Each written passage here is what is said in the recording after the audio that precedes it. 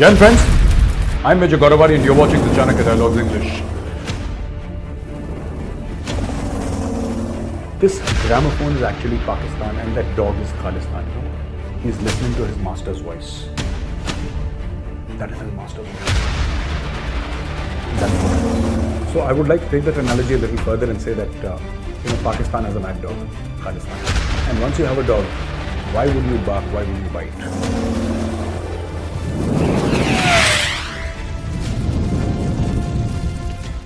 Jan friends, I'm Major Gaurav Arya and you're watching the Chanakya Dialogues English. Like this video, subscribe to our channel and don't forget to press the bell icon. Now, China is extremely upset with Taiwan because obviously the Taiwanese president, he visited the United States of America and now China is trying to show Taiwan who the boss is. Now the way it's doing it is typical. China is conducting massive exercises across the Taiwan Straits. So, these are military drills which are happening and I'm reading from here, from the BBC. Chinese military simulated an encirclement of the island. The US urged China to show restraint. Taiwan said at least 71 Chinese jets flew around the island on Saturday. Okay. So, as you know, Taiwan is an island. And what Chinese ships have been practicing is encirclement of the entire nation. So nothing goes in, nothing comes out. That is the whole idea of encirclement, right? So when you encircle a nation, what you're doing is you're cutting off a nation absolutely and completely. And this is what the Chinese have been doing through this exercise. And 71 Chinese jets flew across the island on Saturday. Taiwan also said that 45 warplanes either crossed the Taiwan Strait median line, the unofficial dividing line between Taiwanese and Chinese territory, or flew into the southwestern part of Taiwan's air defense identification zone. 9 Chinese ships were also spotted. Now, I'll tell you what, basically, okay, let me complete this first and then I'll explain this entire stuff to you. You know what China is up to. China's PLA launches simulated precision strikes on Taiwan as Joint Sharp Sword Drill enters. So this is the name of the exercise, Joint Sharp Sword. And Taiwanese President, Tsai Ing-wen, he returned from a 10-day overseas trip, including meeting with the US House Speaker, Kevin McCarthy in California, and Chinese state broadcaster CCTV. The Chinese state broadcaster is called CCTV, and not wrong because that is how the Chinese culture is, everything is CCTV. They're looking into people's minds and houses and homes. Said on Saturday that the multiple PLA services maintained a posture of advancement while encircling Taiwan in the Joint Sharp Sword drills under the Eastern Theater Command, which oversees the Taiwan Strait. All right? The joint drills were necessary action to safeguard territorial integrity. So now, why is China doing it? First of all, China claims Taiwan as its own territory. Now, Mao Zedong, Chiang Kai-shek, old history, we'll get to it some other time, not today. But the fact is that China says that Tibet is ours, parts of Russia are ours, Taiwan is ours, this is ours, that is ours. China kept quiet for decades. China didn't say a word. It's only when the Chinese economic miracle started unfolding that China actually started, all these aggressive postures. For a very, very long time, it was absolutely, even for India, there was absolute peace and quiet along the line of actual control. China did absolutely nothing because China was building up its economy. And they said, no, we have no problem with India. I have served along the line of actual control. We have actually waved to Chinese soldiers. We waved to Chinese soldiers. We used to give them, condensed milk. I once had a jacket, a Chinese army jacket, which it was lying in my company, Bravo company, in a place called Shipkilla. I was the Shipkilla company commander, long back. So things were totally different then. China was building up its economy. I'm talking about the mid to the late 90s. China was building up its economy and there was no aggression in China. This aggression came with money.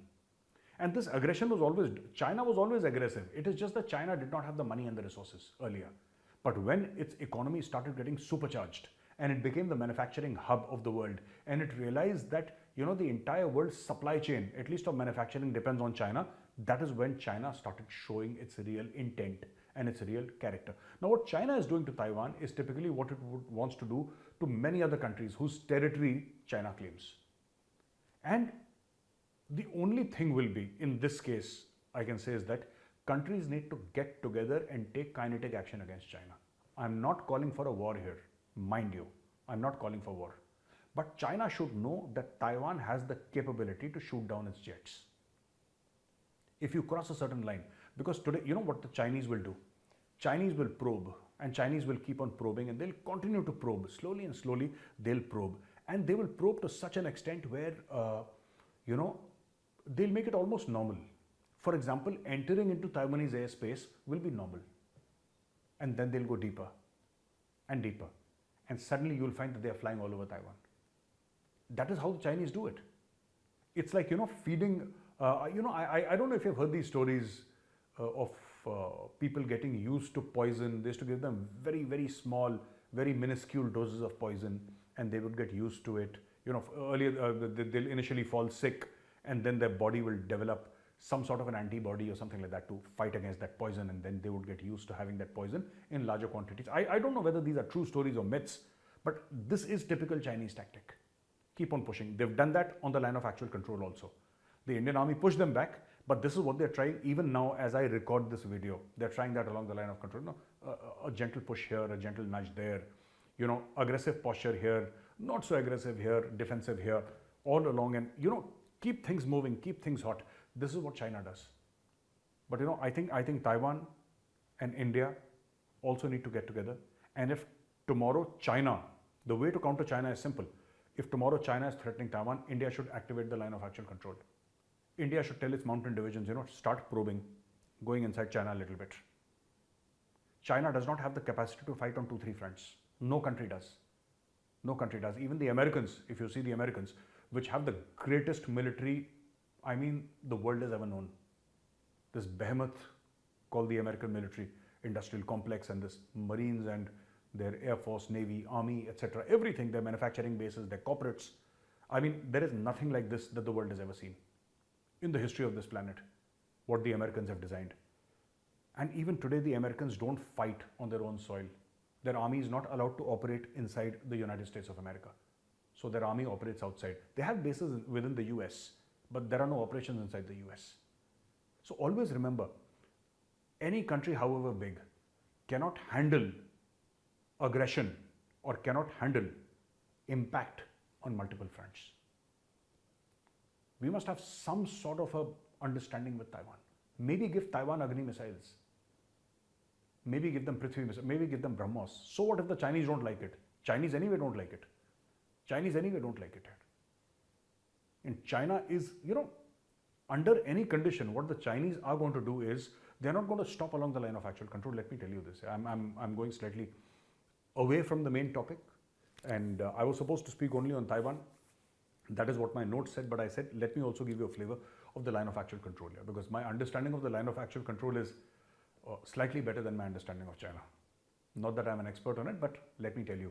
So, China does massive exercises along Taiwan. India should launch massive exercises along the line of actual control. Ask America and Japan to join in. Pressure China from various points till China buckles in. A lot of times, you know, people just step back and say that, you know, we don't want to mess with China. This emboldens China. You have to slap China on the wrist. China will back off. I'm telling you, ladies and gentlemen, that's been the history of China. China has backed off. Remember in 1979, they invaded Vietnam and Vietnam beat China black and blue. China got such a thrashing that China still remembers till this day, and nobody messes with Vietnam. This is what I'm saying. You have to be aggressive towards China. You know, being defensive doesn't help. It only emboldens China. Okay. Now, enough of China. Now, let me move on to the next item here. And, you know, these schoolgirl poisonings have been happening in Iran for a long time, and nobody's been able to figure out why. You know, there are various insinuations.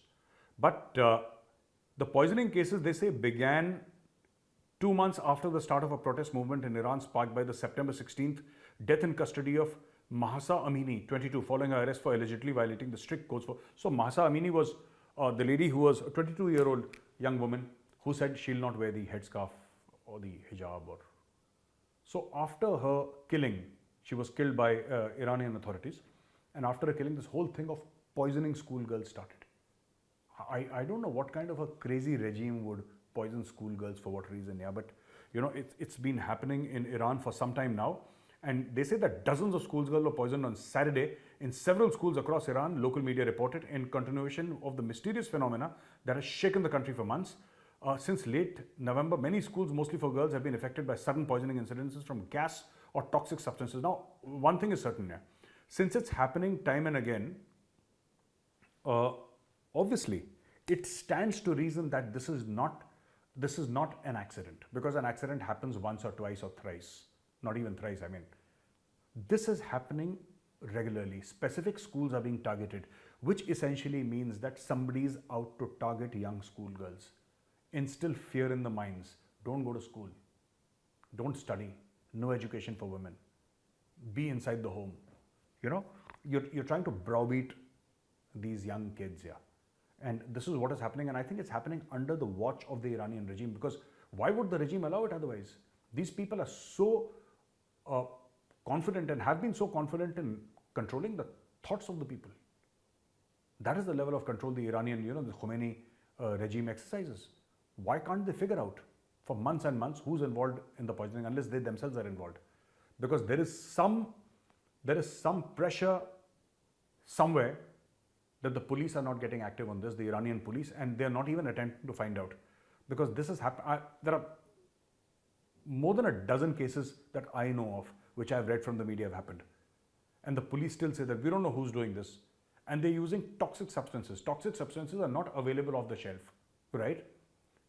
I don't walk into a department store and say that, hey, here is $100, why don't you give me a toxic substance? It's not available like that. You have to have special skills to handle it. You should know where to get it from. There are very limited sources. All these things are controlled. So it's not so easy, but somebody is deliberately doing this. Now, also in another news for Iran, Iran installs cameras to find women not wearing hijab. Excellent. Iran has not been able to find who is poisoning schoolgirls, but now they want to find who's not wearing hijab. Well done, Iran. Women not seen covering their hair would receive a warning text message as to the consequences, the police said. This would help prevent resistance against hijab law, police said. Protests were sparked last year after the death of Mahsa Amini, right, a young Kurdish woman, etc., etc. A police statement published by the state-run Islamic Republic news agency says the system used a so-called smart cameras and other tools to identify and send documents and warning messages. So if a woman is, caught outside a house not wearing a hijab, and this camera, it sort of captures that image. So she's obviously guilty under Iranian law, and she can't not hang around outside not wearing the hijab. She has to be covered from head to toe. So what they do is first send her a threatening text that, and this is what it says, that we're going to tell her of the consequences. This is a threat when you tell a person that you are not wearing a hijab, so you will get 100 lashes. And I don't know what the punishment for not wearing hijab is, but people got killed, right? So I'm figuring out that it's pretty serious in Iran. Like, they take all these things very seriously in Iran. So if you're caught not wearing the hijab, then you will go to jail, or you will receive lashes, or XYZ, something bad will happen to you. So this is what they're doing. This is already a police state. I don't know what they're turning Iran to. Beautiful country, lovely people. I've met a couple of Iranians, extremely friendly people here. I don't know what is wrong with the regime in Iran and why they would do stuff like this. Harass women, harass kids, poison schoolgirls, and click photographs of women and say that you're not wearing the hijab and you will therefore go to jail and receive lashings and all that. I don't know what Iran is trying to accomplish. All right, back to our favorite topic, Pakistan and also Khalistan. I'll take one news from Khalistan and one from Pakistan. I promise, not more than one. So, post this Amritpal thing which has been happening and police trying to sort of arrest Amritpal, there are people, Indians abroad, who've settled abroad, have Canadian citizenship. They are being threatened, and violence is being inflicted upon them by Khalistanis. Now, this is something that Khalistanis, being essentially goons, are experts at, inflicting violence upon people who are, who are defenseless, who are innocent.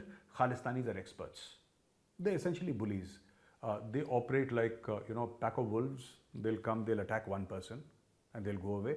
And if they happen to be in India, then of course, who can forget that iconic video, Puls aa gayi, that is Khalistanis for you, all right? So, what has happened is there is a gentleman called Maninder Singh Gill, who by his name is a Sikh.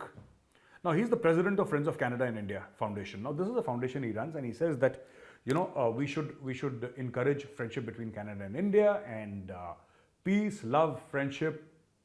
So, Mr. Gill is that sort of a person who's talking about peace, who's talking about amity, who's talking about good humanitarian things. Now, obviously, this is poison to, Khalistani ears. So when they were hosting one Mr. Verma, it's written here, I imagine he's like a diplomat. He was visiting Western Canada. They wanted to host him. Khalistanis attacked these people, Mr. Gill's team. And they attacked a gentleman called Bitu Atwal and also Paul Badaich. So organizing committee members were attacked, assaulted, and death threats were issued, and I beg your pardon, and they were called lapdogs of Modi. Now, I'd like to explain to you this whole lapdogs of Modi concept, okay? And it's important for all the NRIs to understand. Yeah, what is this lapdogs of Modi? Now, I've tried to analyze what could Prime Minister Modi have done which has upset the Khalistanis. Now, Khalistanis form less than 1% of the entire Sikh population. 99% of the Sikhs are law-abiding, honest folk who just want to get along in life. They serve the community, they serve the people. There's a strong sense of service ingrained in the Sikh community, which anybody who's lived in India or been with the Sikhs will tell you. There are people, service comes naturally. So if there is a rich Sikh, he will make sure that, food goes out to the needy. They're that kind of people, all right? Now, 1% of them, the black sheep, and I tell people again and again, do not confuse Khalistanis with Sikhs, because Khalistanis are not Sikhs. Khalistanis are vermin, all right? Vermin. And Khalistanis, as far as you're concerned, if you're watching this video, look up vermin, because I'm sure you don't know the meaning of the word vermin. Look it up on Google. Now, coming back to the point, why would a Khalistani hate Narendra Modi? For what? Has Narendra Modi said anything? Because Khalistanis say that we represent the Sikhs, which they do not, by the way, but they claim to represent the Sikhs. Okay, let us assume, academically speaking, that they're right. Academically speaking. What has Prime Minister Modi said against the Sikhs? What action has he taken against the Sikhs? In the state of Punjab, it has been a non-BJP government. The previous one was Congress. This one is Aam Aadmi, elected by the people of Punjab. So what exactly is Narendra Modi's role in all this? I have failed to understand so far. Actually, I'll tell you what the real problem is. Why the Khalistanis hate Narendra Modi. Khalistanis' love and Khalistanis' hate is for sale. Khalistanis themselves are for sale. All right? So what Khalistanis will do is accept drug money from Pakistanis. All right? Drug money from the Pakistanis and become their lapdog. They will bark at whoever the Pakistanis say they should bark at, and they will bite whomever the Pakistanis want to be bitten. This is what the Khalistanis are doing. So, I have always seen Prime Minister Modi as having the greatest of respect for the Sikh faith, the greatest of respect for the Sikh Gurus, the greatest of respect for the Sikh places of worship, the Holy Book, the Guru Granth Sahib, and Sikh culture. He has always shown and demonstrated in letter and spirit the greatest respect. And if the Khalistanis claim that they are speaking for the Sikhs, which they are not, by the way, but if they claim that they are speaking for the Sikhs, what exactly is their grouse against Prime Minister Modi? I will tell you. The grouse is actually nothing.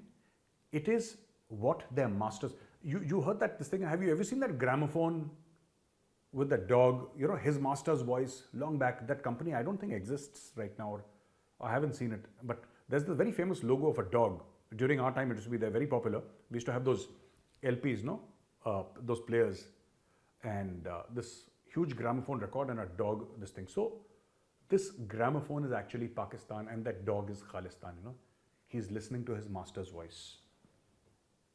That is his master's voice, yeah. And that is what it is. The Pakistanis hate Prime Minister Modi. But the Pakistanis say that we already have mad dogs, yeah. Why should we bark? Why should we bite? Let the Khalistanis do the dirty job. So the Khalistanis are doing the dirty job for money. Now, what a shame. I mean, being a sellout is bad, but who sells out to the Pakistani? I mean, these guys don't have money, yeah. Who sells out to the Pakistanis? Apparently, the Khalistanis do. So this is what is happening with the Khalistanis, and this is where the hatred for Prime Minister Modi comes in. Otherwise, there is no other logical reason to explain why the Khalistanis, who wrongfully claim to represent the Sikhs, would have anything to do with Prime Minister Modi at all. Was Prime Minister Modi in any, was he even known to the Indians during the 80s when there was terrorism in Punjab? Was he even known when Operation Blue Star happened? Was he even known when all these things happened, when the riots happened in Delhi after the killing of Srimati Indira Gandhi? Was Prime Minister Modi even known remotely? Did he exist in people's minds at that time? No, he was, nobody knew of him. Nobody knew that such a person called Narendra Modi even existed. But yet he is blamed by the Khalistanis for imagined wrongs. That is because that is Pakistan's target, and Pakistan has given them this target. So anyway, if somebody once said that China has two mad dogs, Pakistan and North Korea. So I would like to take that analogy a little further and say that Pakistan has a mad dog, Khalistan. And once you have a dog, why would you bark? Why would you bite? You have the dog to do the dirty work for you. So therefore, this is what the Pakistanis are doing. And the last news is, of course, the Islamabad police flip-flop again and again. Yesterday they said that we cannot provide security to the visiting New Zealand cricket team. They said, no, we can't provide security to you. And then one day later they say, of course we'll provide you foolproof security. Of course. So I think this Imran Khan virus has bitten the entire Pakistan. People take U-turns, even the police departments take U-turns. And it was only 24 hours back. They were saying that we can't provide security. And now they're saying we will, of course, provide 100% security. I just hope that it shouldn't happen that the New Zealanders land in Pakistan. And that day, again, Islamabad police takes a U-turn and says, no, we never said we'll provide security. Sorry, you have to manage on your own. And best of luck to you, New Zealand. You're great cricketers, but there is a thin line between bravery and stupidity. And since you've decided to go to Pakistan, be safe, wear your helmets even when you sleep. You never know what's going to go down there at any point in time. I mean, that place has terror attacks every single day. You've chosen to go there. Had I known, I would have tried to speak to you and dissuade you, but since you've decided to go there, God be with you, be safe. You're in Pakistan, and maybe you'll come back with a story to tell your grandchildren, maybe. And do come back. Ladies and gentlemen, thank you for watching this video. Like this video, subscribe to our channel, and don't forget to press the bell icon. Jai Hind, Vande Mataram, Bharat Mata Ki Jai.